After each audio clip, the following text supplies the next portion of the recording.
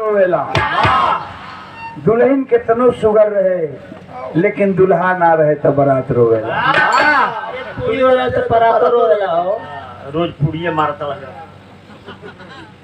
तनी बात समझ ला। आई हमें से बात का शुरुआत हो गई। 4 लाइन कवि जी बात लिखला न का।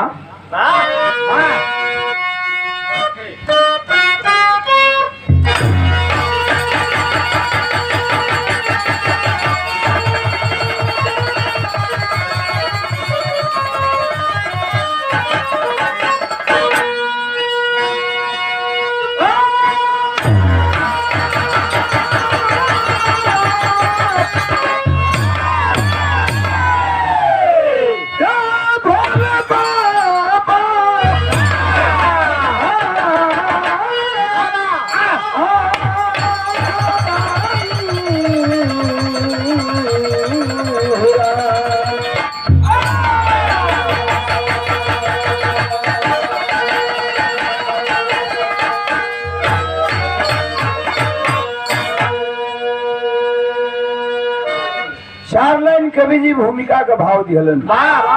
बड़ी अच्छी बात लिखल गल। पूरा गाना का निचोड़ लिखल गल का।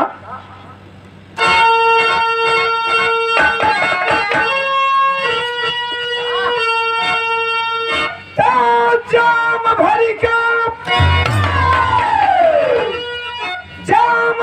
का जवानी का जाबाज दिल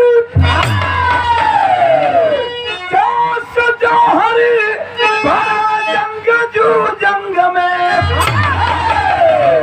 पुजारी राजा भरा रस्क में बुद्ध बन रोब से रंग दिया रंग में सूर सुरमा सिरोही समर भूमिका करते ललकार फुफुकार भूजंग में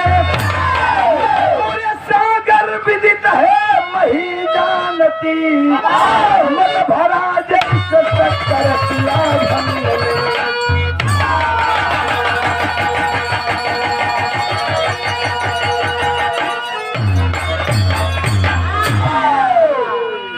ये हमें से बात का शुरुआत हो गई। वाह वाह। धरती पर एक से बढ़ के एक वीर पैदा भइल।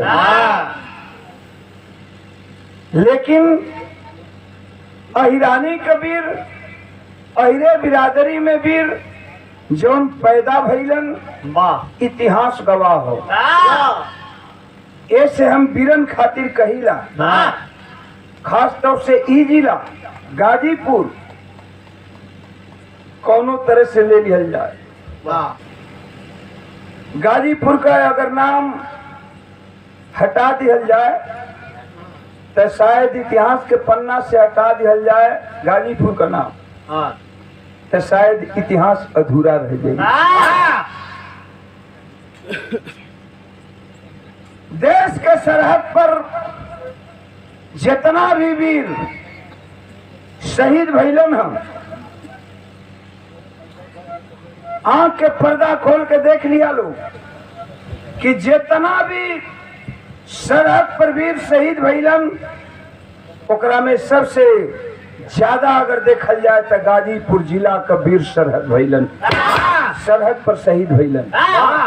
और ओहू में वीरन में अगर इतिहास उठा के देखल जाए तो जितना भी शहीद भइल हुन नौजवान सरहद पर ओमे 90% यादव बिरादरी का लड़का सरहद पर शहीद भइलन। तो ये गाजीपुर जिला है, ऐतिहासिक धरती है, वीरन का धरती बा। तो से हम वीरन खातिर एक बात कहिला ओनली फॉर वन, ये मेरी लाइन है। मैं इस बात को कहता हूँ। फिल्म का नाम अर्पण, रेडियो रिकॉर्ड से रहुआ सब सुनी ला एक लाइन का तर्जबा मास्टर।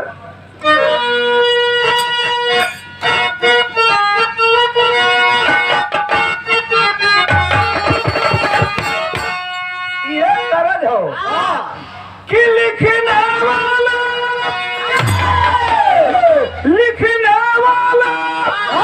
ना लिख डाला के साथ बिछोड़े असहुणे दूर जा नाये दिन रे गए थोड़े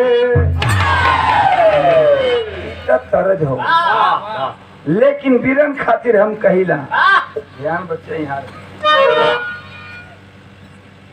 ता हम वीरन खातिर कहिला का कहिला कि मरने वाला मर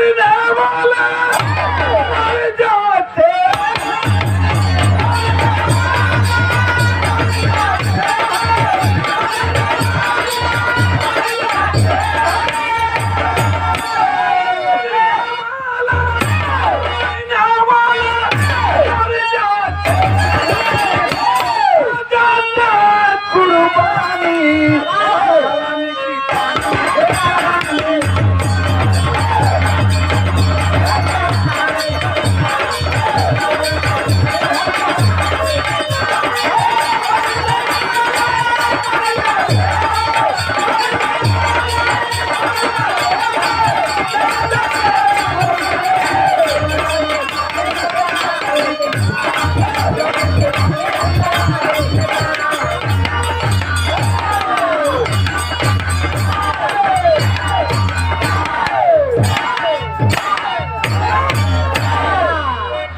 ₹500 का पुरस्कार वाह वीर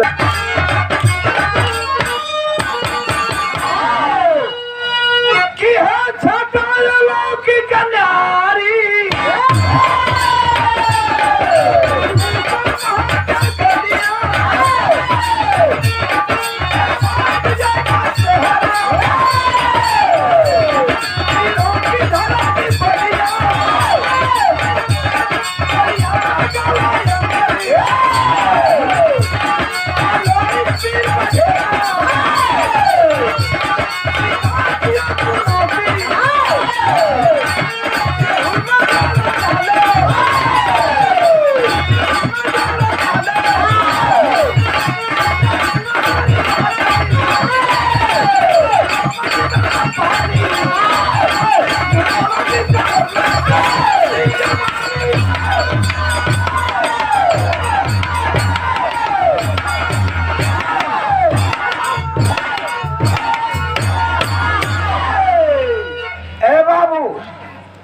बलिया जिला गाजीपुर और बलिया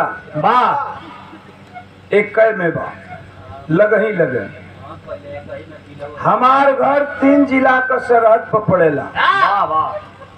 जेवना जगह का नाम बा बक्सर। बक्सर से गंगा पार कर जीवा, अगर पूर्व की ओर बढ़ जीवा गंगा पार कर के तो बलिया जिला वहां से मिल जाला। अब वहां से पूर्व में जाके अगर पश्चिम बढ़ गईला तो वहां से गाजीपुर जिला का शुरुआत हो। भरौली एक जगह बाबू जियार भरौली, वहां से अगर पूर्व की ओर गईला तो बलिया जिला, अगर पश्चिम आ गईला तो गाजीपुर जिला, और उन्हें गंगा पार कर गईला तो बक्सर जिला। तो 3 जिला के सरहद पर हमारा घर पड़ेला। बलिया जिला में छोटे गांव जो गांव का नाम गढ़गौरा।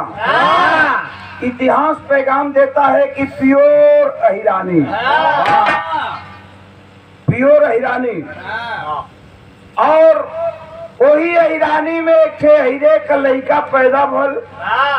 अहिरे का लड़का घर में जन्मल जेकर नाम पड़ल लोरिक। लोरिक जवान भइलन। और जब जवानी का पानी चढ़ल शरीर पर तो अगोरी से गढ़गौरा से निकल के अब मेला देखे खातिर अगोरी चल गेलन। अगोरी कहीं दूर ना बा। अगोरी आप लोगन बनारस जीबा, बनारस से पड़ाव, आप पड़ाव से मिर्जापुर वाला रोड पकड़बा तो आगे नारायणपुर, नारायणपुर से 2 रोड हो गई बा।